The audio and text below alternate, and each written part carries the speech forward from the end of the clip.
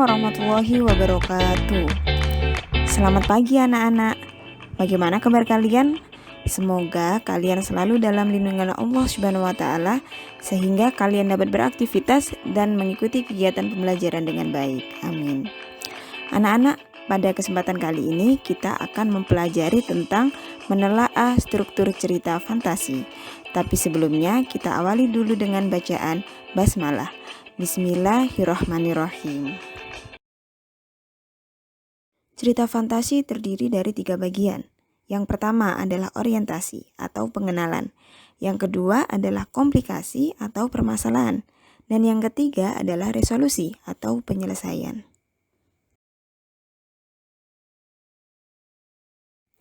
Ciri-ciri struktur cerita fantasi.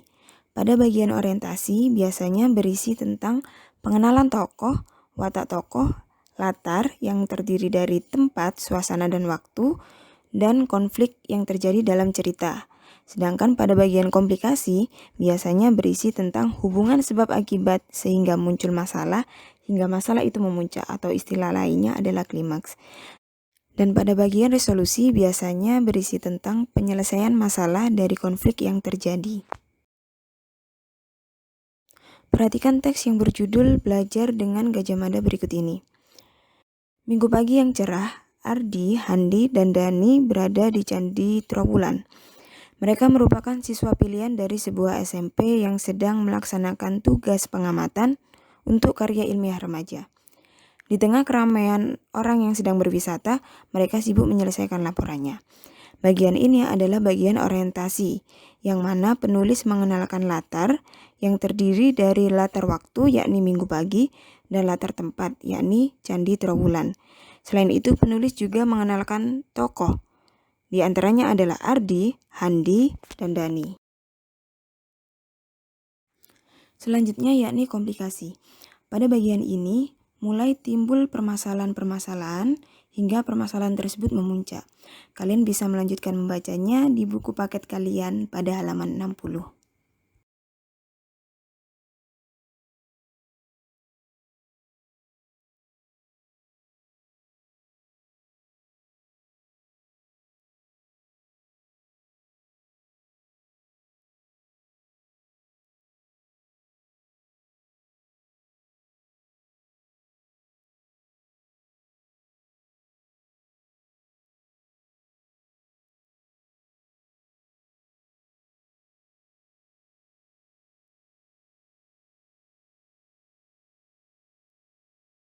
Bagian ini adalah bagian resolusi, yakni penyelesaian masalah dari permasalahan-permasalahan yang timbul pada bagian komplikasi.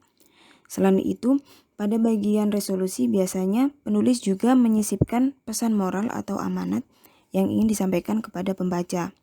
Misalnya pada bagian ini, kita lihat pada paragraf terakhir. Ya, kita harus memiliki perilaku yang baik. Dani berteriak lantang sambil menyeret kedua temannya menuju area candi yang harus diamati. Mereka bertiga bertekad menyelesaikan tugasnya tepat waktu. Seperti biasanya, mereka bekerja keras untuk menghasilkan sebuah karya. Di sini penulis berusaha untuk menyampaikan pesan moral kepada pembaca, yakni kita harus memiliki perilaku yang baik, tepat waktu dalam melaksanakan tugas, kerja keras untuk menghasilkan sebuah karya. Dan akhir sebuah cerita terdapat 2 macam, yakni happy ending atau akhir yang bahagia, dan juga sad ending atau akhir yang menyedihkan.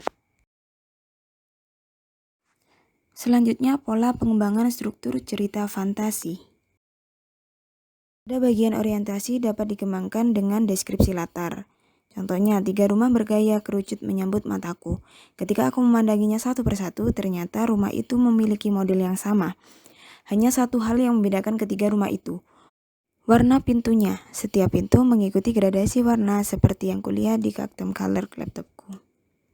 Selain itu bisa juga dikembangkan dengan pengenalan tokoh. Contohnya, alien itu berhidung mancung. Dengan hidungnya yang menjulang, ia mengendus sekeliling. Jadi tokoh yang dikenalkan adalah alien. Pengembangan lainnya adalah pengenalan konflik. Contohnya, kau harus membawanya kembali.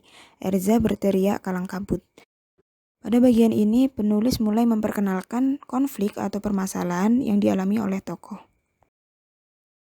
Pada bagian komplikasi dapat dikembangkan dengan menghadirkan tokoh lain.